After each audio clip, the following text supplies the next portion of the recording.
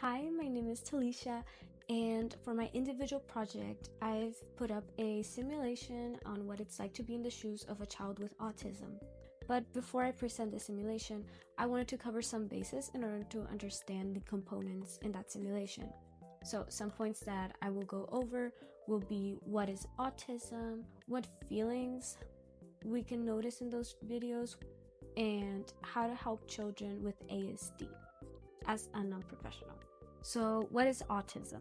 According to the Autism Society of America, autism is a complex and lifelong disability, usually applying on early childhood. This affects the individual's communication and social. It also affects their regulatory behaviors and relationships. The autistic mind is, you can think of it as a computer that is unable to turn off. It's just taking in constant stimuli, and that can be very overwhelming for a child. So what they do and what professionals have noticed is what we call a STEM. So a STEM, as defined by the DSM-5, is a stereotyped or repetitive motor movement. This can look like flapping of the hands, rocking back and forth, or echolalia, which is a repetition of what the other person said. Here's a video of echolalia. Popcorn, do you want more? Gamma, Ollie, do you want more, darling? gamma, Do you want more? gamma, Yes, please. no please. All right. And here is a video of flapping of the hands and rocking back and forth.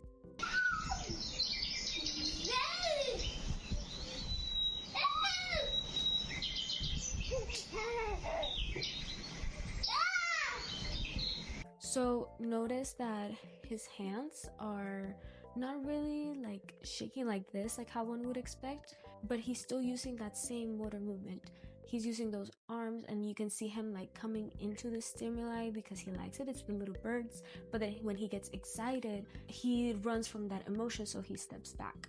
So he's just like rocking back and forth.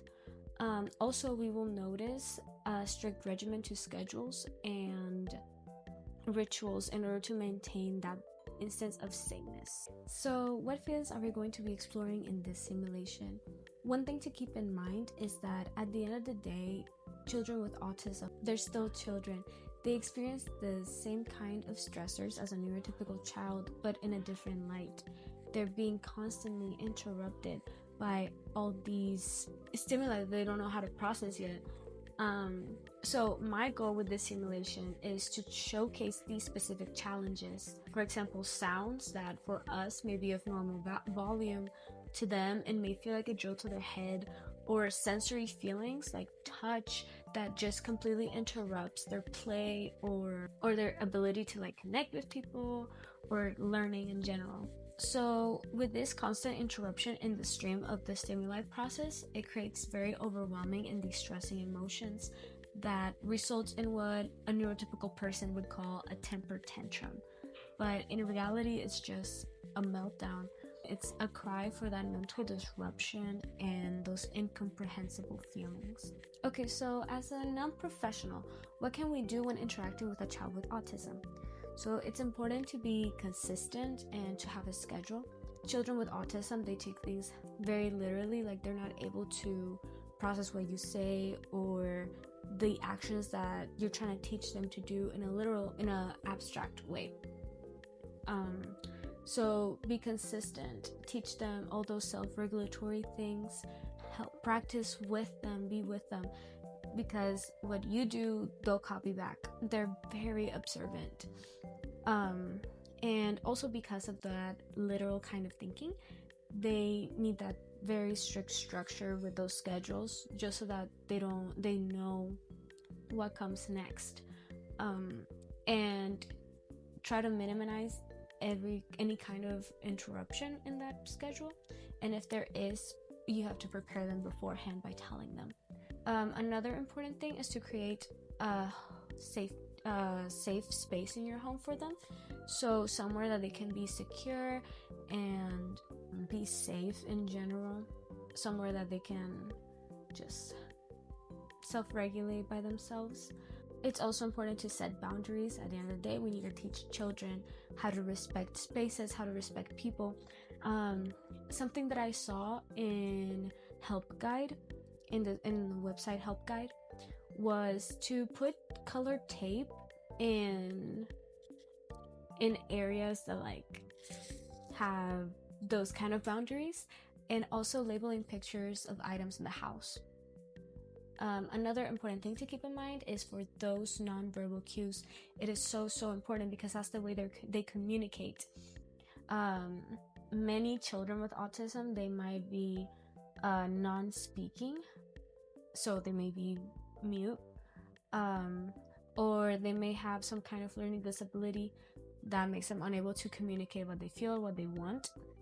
So what they'll do is use those nonverbal cues, and it can be very frustrating for them if you don't understand them. I mean, it's a completely normal feeling.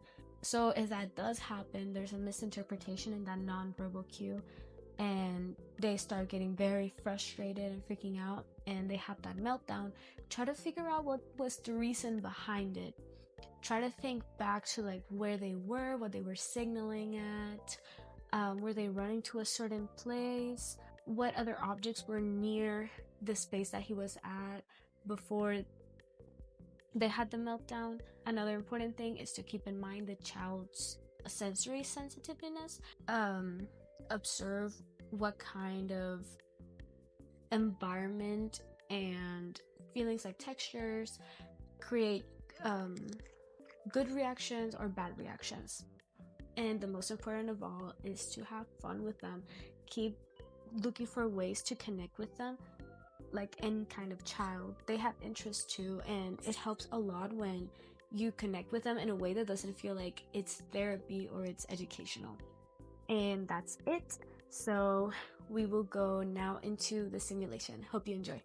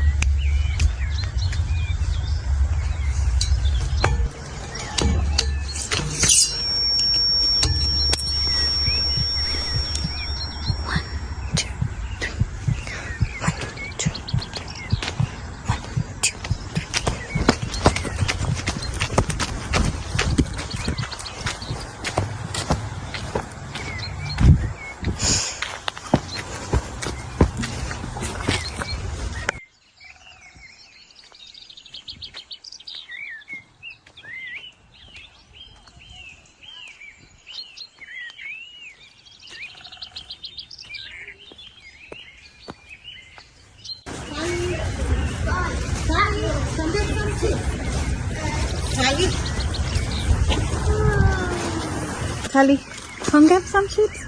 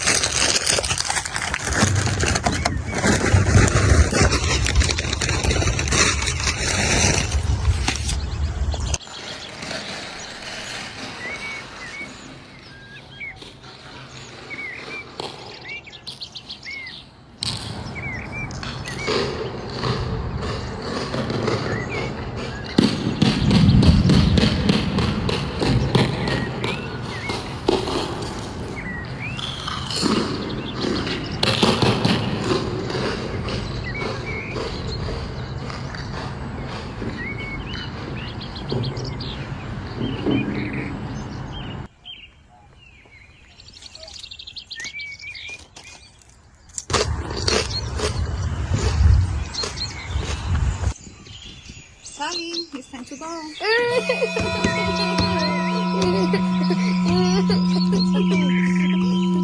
know. You're so sad because it's time to go home. Back tomorrow to the playground, okay?